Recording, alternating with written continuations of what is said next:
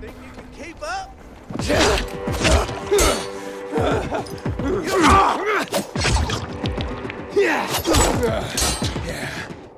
I've seen walkers fast.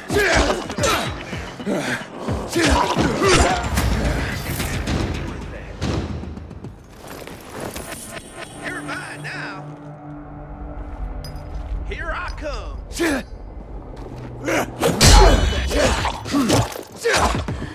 He's left. You're all ours. He's here. Get him now. Good him. Cash. Like this. Prepare to die. Suck it. You ain't getting ready for this.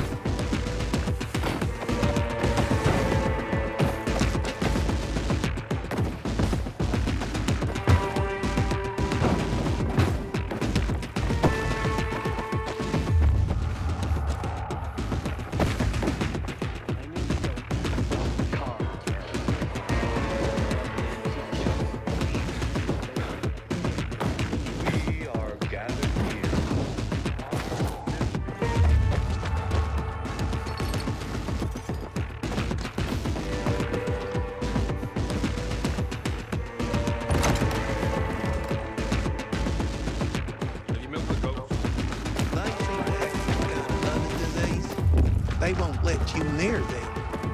That's bad. And your hand.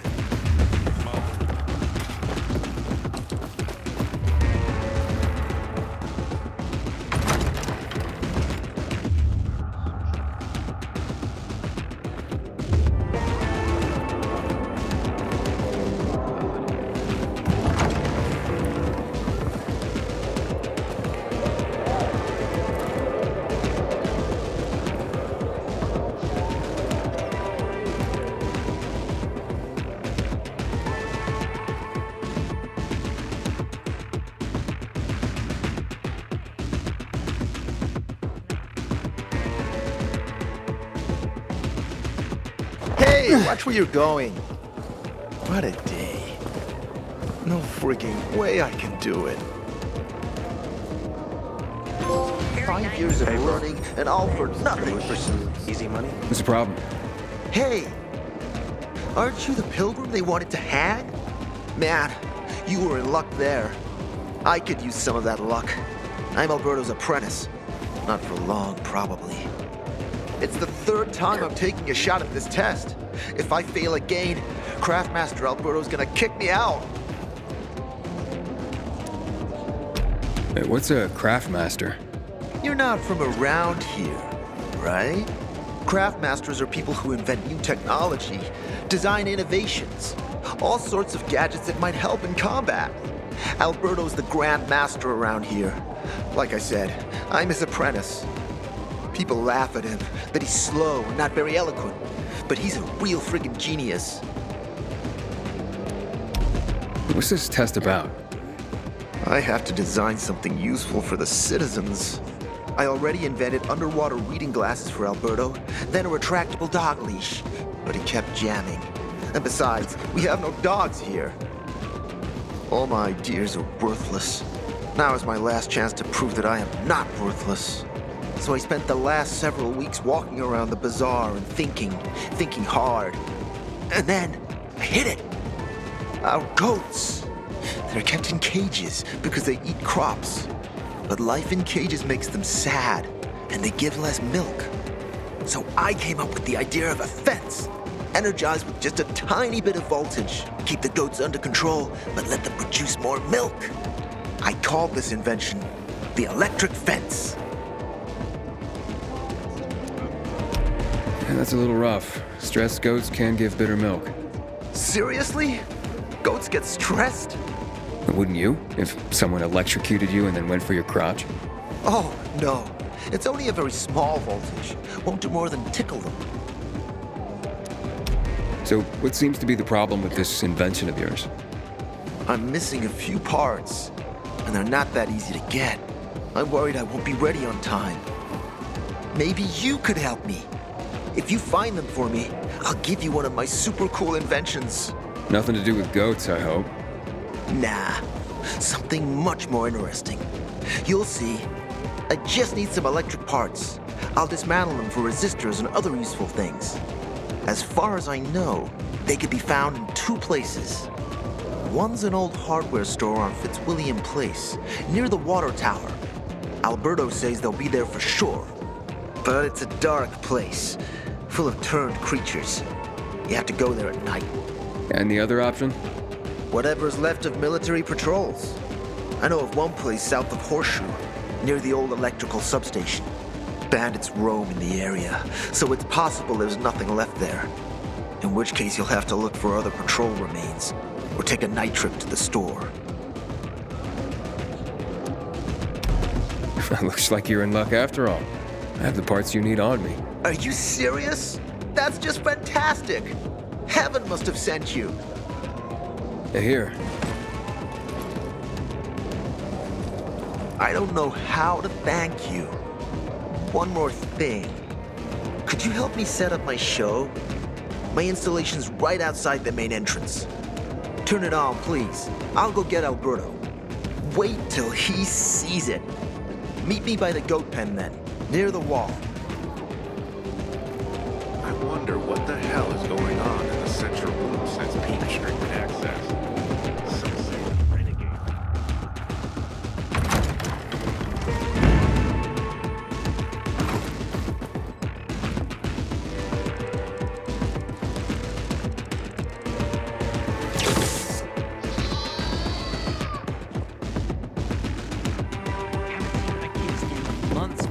this ridiculous blockade to say.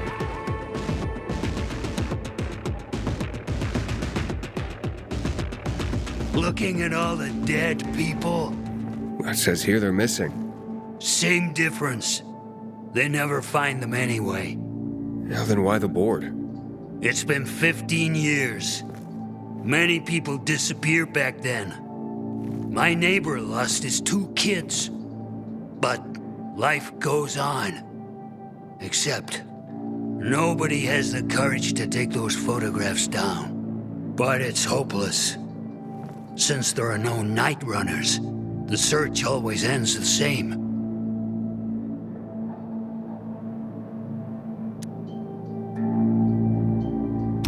Those night runners.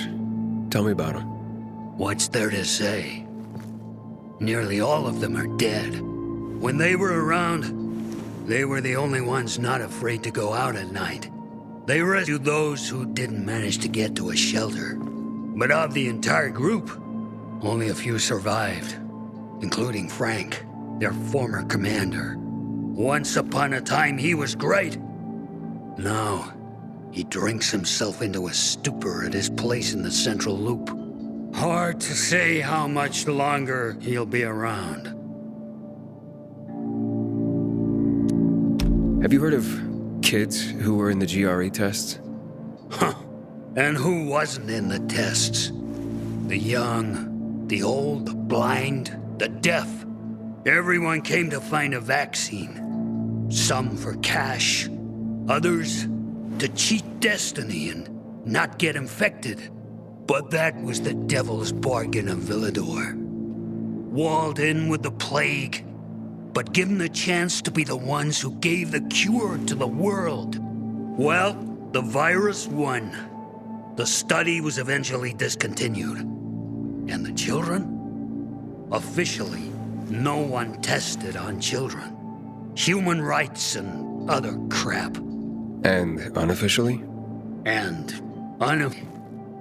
Apparently, some of the kids were taken out of the city.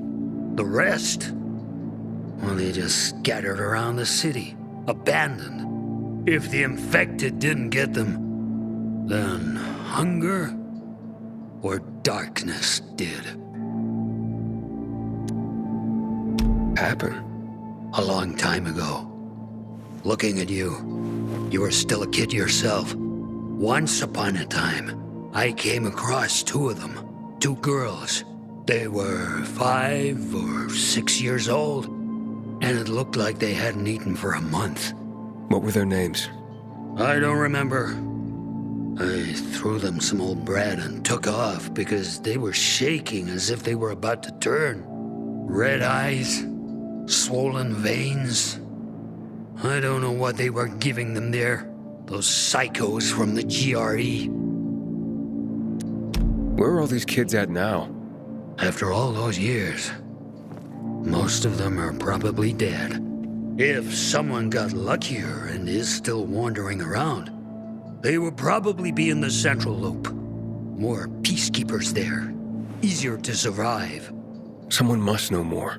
Why? The past is the past, and there's no point in dredging it back up. Everyone has their own problems. Here and now, Pilgrim. Everyone fights for themselves.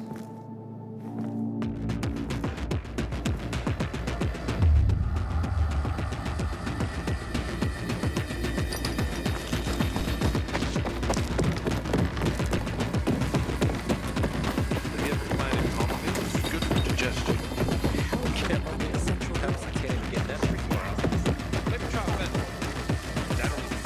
Everything all right? No, it's grilled. The goat is grilled. I'm such an idiot. What happened? I must have overcalculated the voltage. See? He's useless. I'm sorry. I don't know how I could get it so wrong. I told you it would be a waste of time. Why? I don't think so. This is very... It has big, huge... You're saying it has potential. Potential, yes. It could be an effective weapon. A weapon? It's a ready formula. If you just use it on a weapon, it could raise your odds against turned creatures. The brave goat gave its life to science. There's dinner for everyone. And you? I take you as, and pronounce you, Craftmaster? Really? Oh my gosh, thank you. Thank you. We'll talk later. Come, Vincenzo. I can't thank you enough. Here, take this. If it's not strong enough, come round to my Craftmaster workshop. Sure, thanks. Just, watch yourself out there, okay? No worries, friend.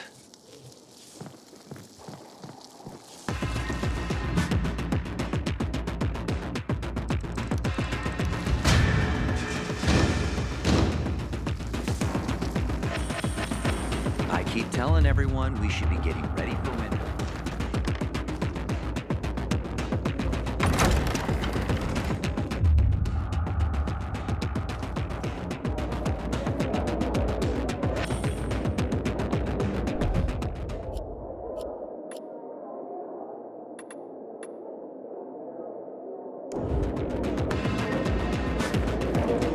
My wife was city was still called Villador. She was among the first to go.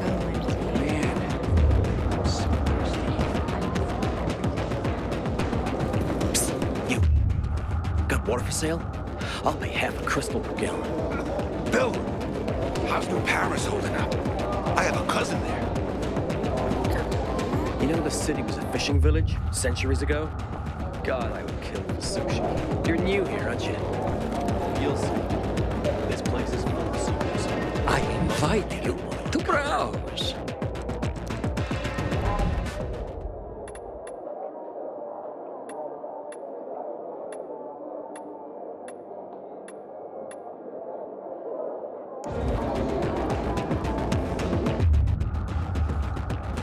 Hey, you're a pilgrim, aren't you?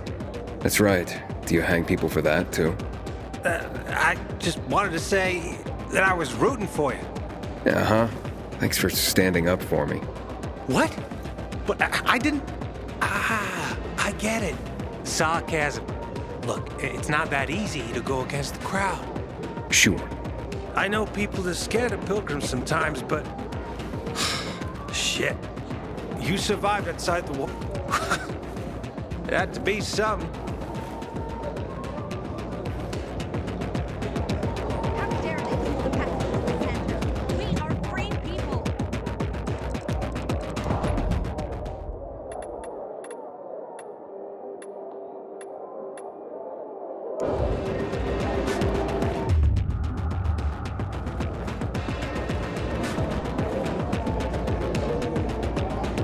Don't recognize me? Or are you allergic to making money? Listen, Pilgrim. We can make a killing, you and me. You just need to get me some beets, radishes, parsnips. There he is. Grab him, Ed. He's a murderer. What? Julian, Luke's been poisoned. From the water you sold him, Bevan says. What?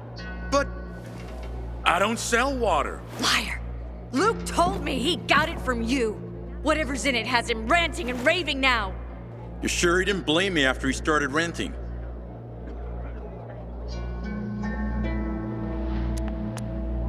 I wouldn't call it proof, but he was just trying to rope me into some shady deal. All I need to know. You're done, Julian. Oh, wait a minute. Do you have proof? Of course. The water came in a bottle. Luke got that water in one of your bottles. When I tell Carl about this, you'll hang! Bevan, wait! I swear, I don't even sell water, damn it! If you're lying, Julian, you're fucking toast. Sometimes I can't sleep because of the awful sounds the infected outside make. A little space, please. Barney's. Hey, Hangman. How's the neck? Very funny. Let me tell you something. If I were you, then I'd have wished for them to end me. Would you rather have needless deaths on your conscience? I wish you didn't hang the innocent here. Well, it all worked out, didn't it, Pilgrim? You didn't kill anyone, and you're free. Win-win. Who is Barney? Everyone knows Barney here. I don't. Tell me. Well, wouldn't bother yourself about Barney. He doesn't like nosy people. Liable to piss him off if he finds out. And you don't want that kind of trouble. Well, now I definitely want to know more. Okay. He's Sophie's younger brother. Some say he's crazy, but he's a pillar of the bazaar. The PKs are afraid of him, and they should be. Barney is no one to fuck with.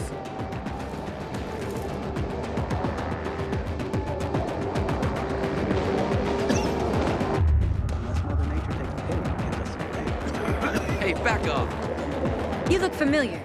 Yeah, the guy who almost got hanged. Why worry? You're standing here, aren't you? Excuse me? Look, we had no choice. If you had turned like we thought you were gonna, it would have been a massacre.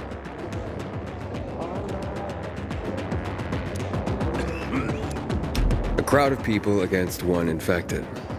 Odds were in your favor. Huh. I see you already got a marker. More time you spend here, more you'll understand. Our rules are strict, but that's how we survive.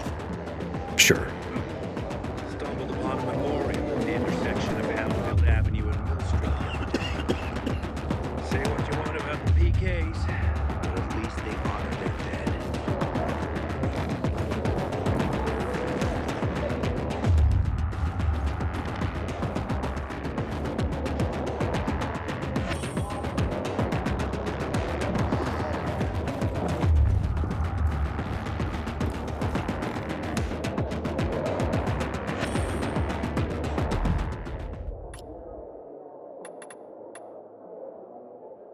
I'm recording this for posterity, so they can learn from my mistakes.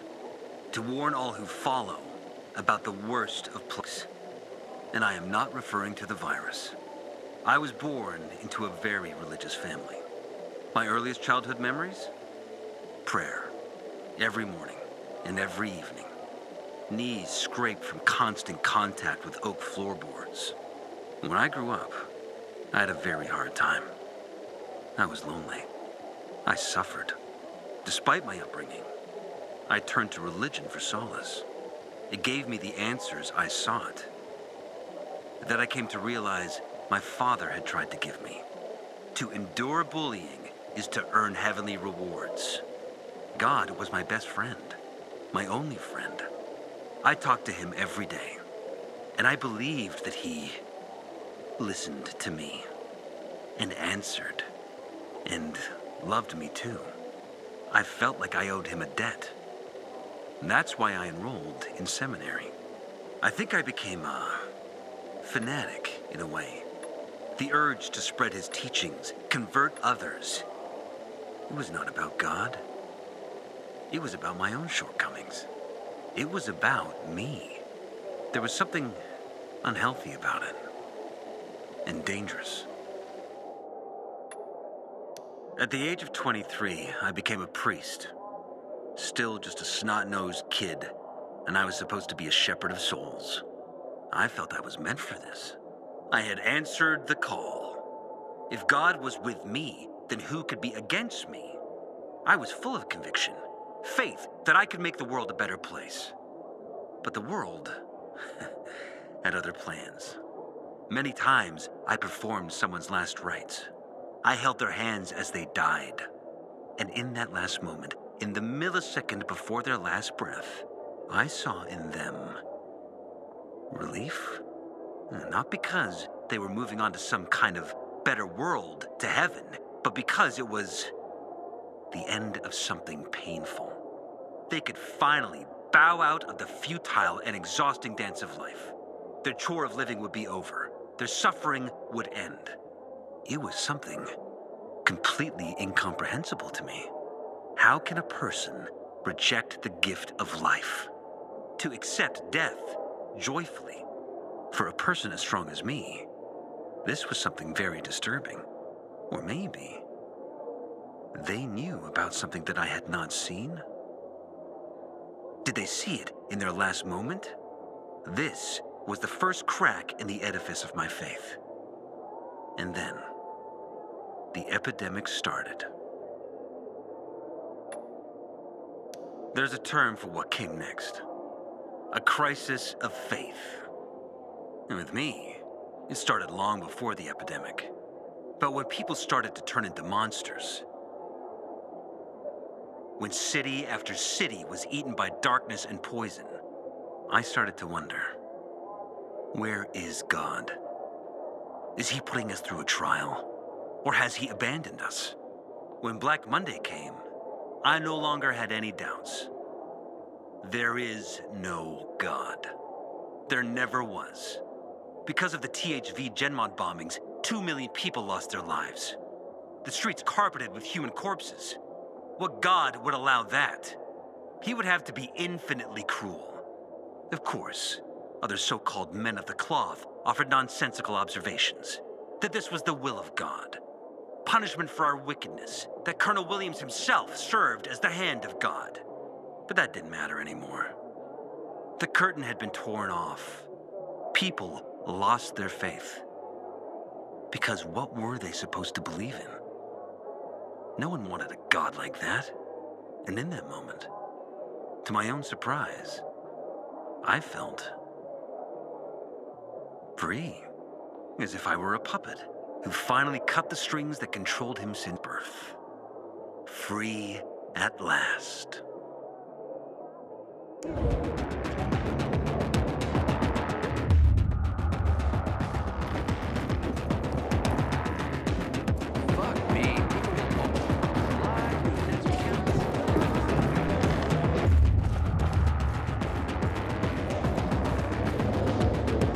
So then, if you're not selling water, how'd someone get a hold of one of your bottles?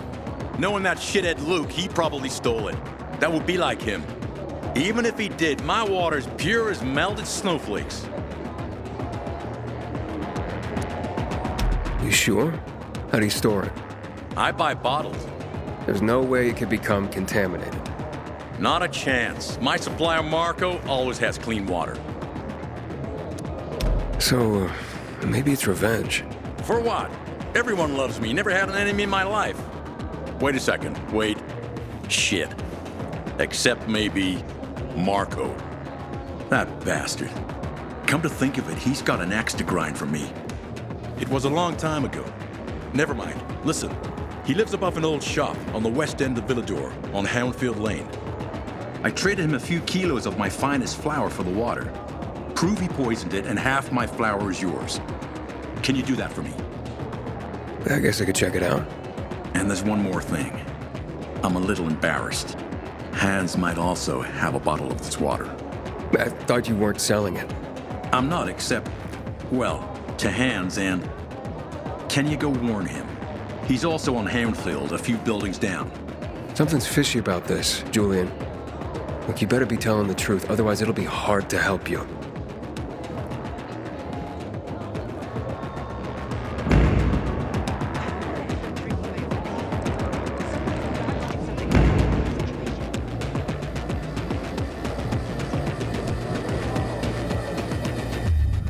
I got my eye on you, Pilgrim.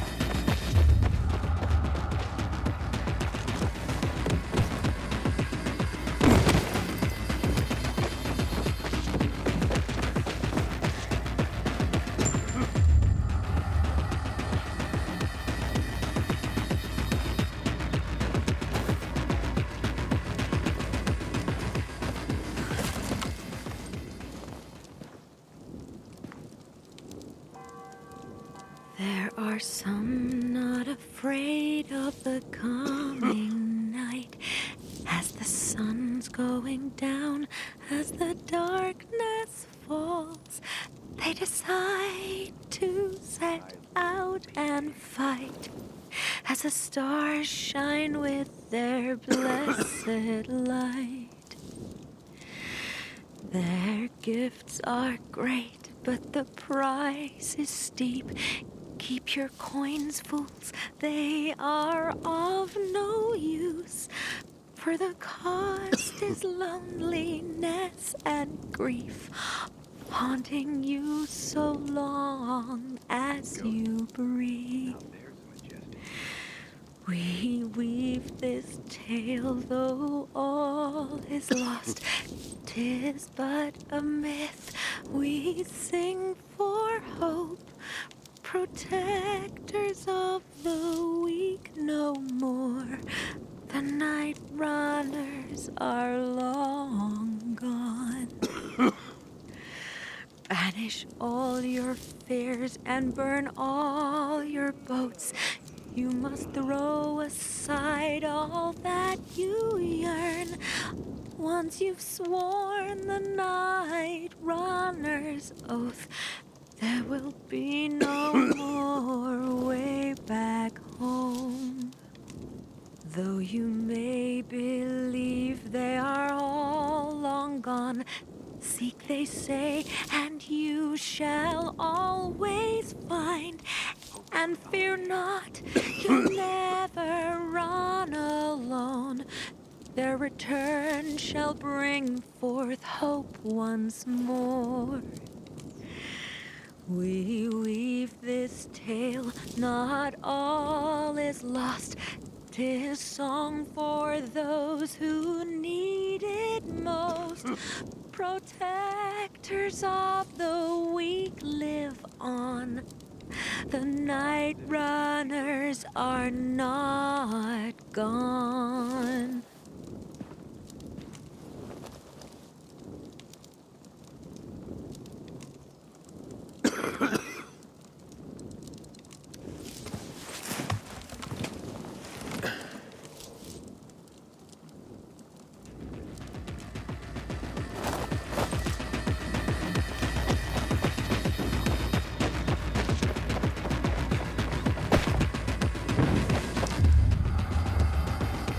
Civilization's but a whim of circumstance. All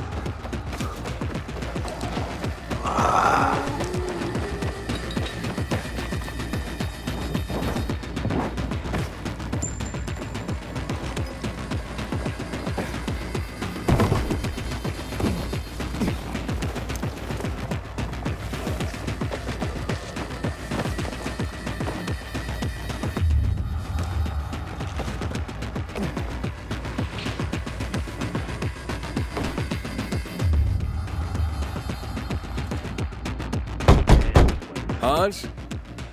Hans, you there?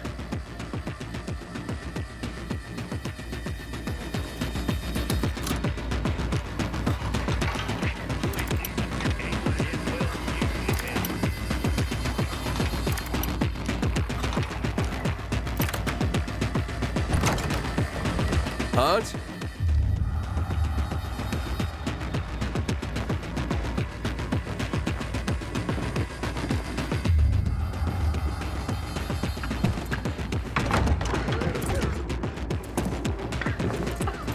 What the hell? Stop! Don't drink that water! Water? This isn't water. Oh, that moron must have taken the wrong bottle again. Forget his own head if it weren't stuck on his shoulders. And what did you mean by the wrong bottle? He always takes a little rocket fuel with him when he goes hunting. But the booze is right here. That means he's got water. Where is he? And what business is that of yours? The water he got from Julian. It might be contaminated. He's hunting at this, the military tower, a few hundred meters west of here. Unless he's at the courts. I'll go to the tower. You check the courts, fast. Wait! Take the booze with you, in case he's already drunk some of the water. I bet what's in this bottle will kill whatever's in that one.